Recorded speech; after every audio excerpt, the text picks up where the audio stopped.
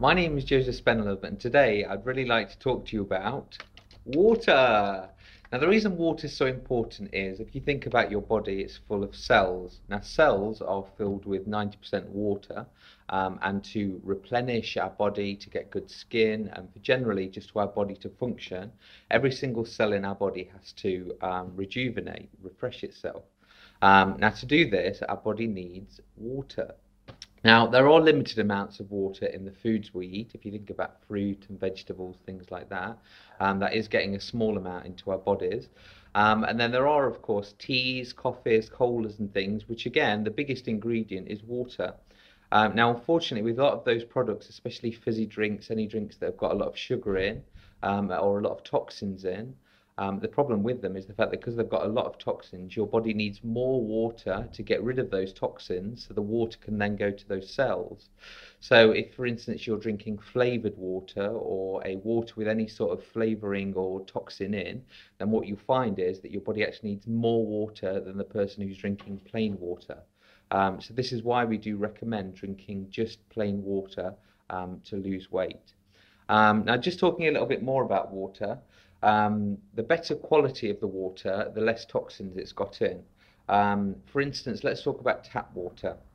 Now, over the years, there has been some growing evidence to suggest that the differences between boy and the female and male puberty is being caused by chemicals in the water. Now, if you look at the puberty age for a girl, it's getting younger than it's ever been before. Even from 10 years old, when the average used to be about 13. If you look at the puberty of guys, that's gone from 13 right up to about 15.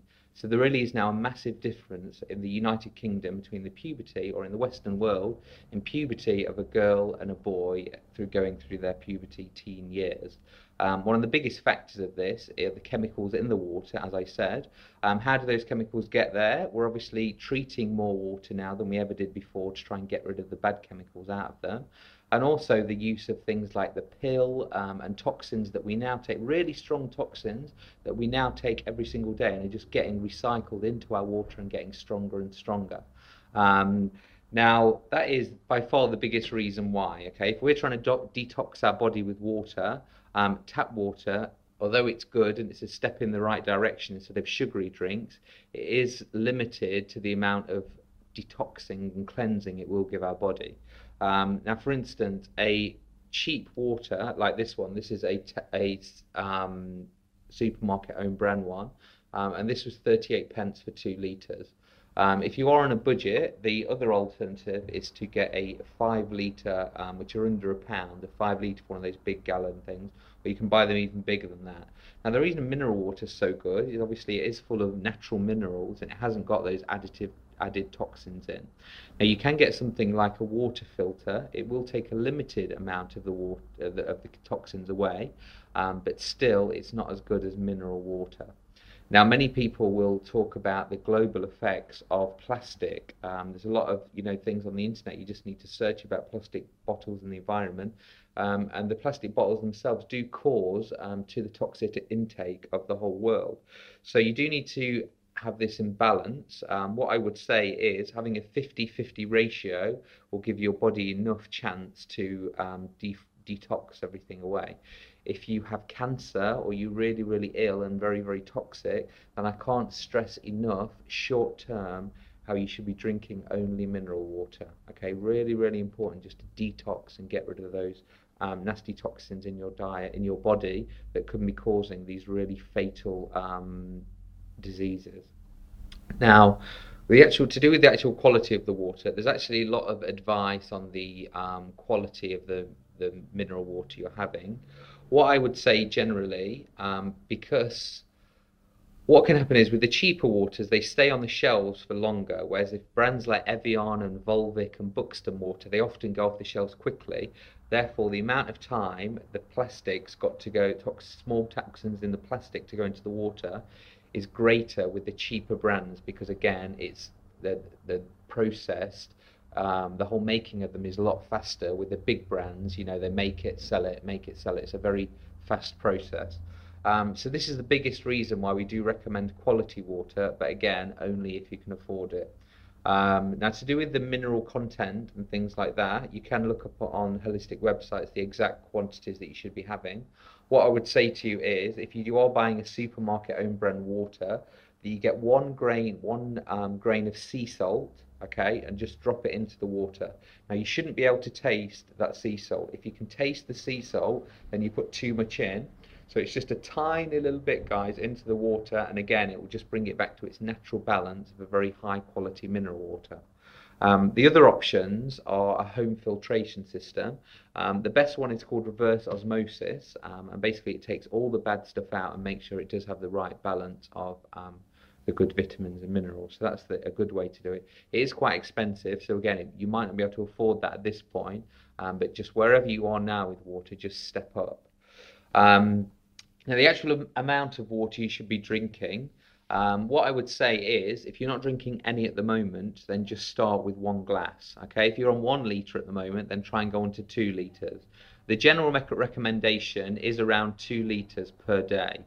Now, to work out your exact amount of how much water you'd like to drink, if you just see this little sum that's coming up on the screen now, or should be coming on the screen now, depending on what sort of YouTube player you're watching, okay, it's your body weight in kilos.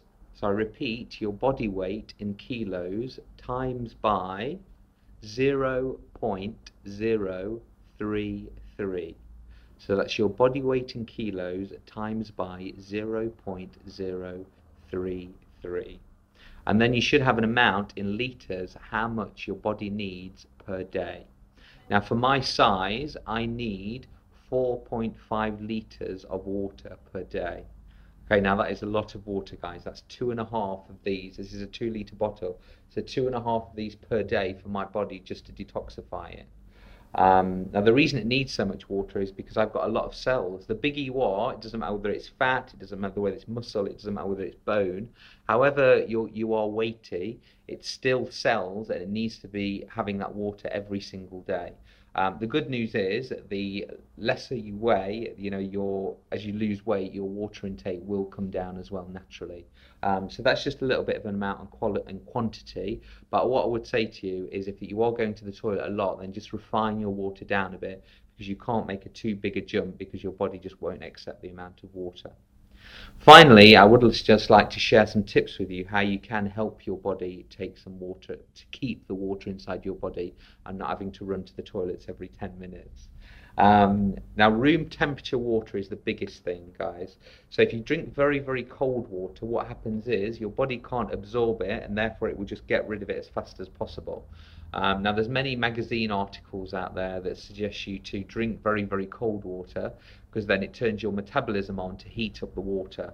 Okay, that's very, very true. However, your body is far cleverer than that advice that you've read in the magazine. If something's too cold for your body, yes, it will turn on the heater systems and try and heat it back up, but B, it will just get rid of it. Okay, your body's so clever, it will just get rid of it. And this is why when you drink a lot of very cold water, you just be on the toilet all the time, just your body rejecting the water. So that's the first tip, to drink it room temperature. Better still, body temperature, but that might just be a little bit too warm. So I have mine room temperature, and again, I do really enjoy that now, and it's really, really refreshing, especially during exercise classes. When you are really, really parched in your throat and stuff, or whether you're singing, just to have a bottle of room temperature water really will be absorbed quick in your body. Now, talking about singers or anybody that's got a dehydration in this area, this is where it's important to watch. Not only sip the water, so slowly, not like drink the whole 2 litres in one go. So you need to sip the water, but also you need to keep it in your mouth for a few seconds. Within holistic health, there's a expression where they say you should eat your food, so you chew your food till it's mush and go down. Sorry, you should drink your food, so you should mush it down till you can swallow, and then you should eat your water. So when you have a drink of water, you should splash it around in your mouth and really let it be absorbed by all the receptors in your mouth. Okay, so that's the other one about your body accepting the water. And then finally, with water, I would just say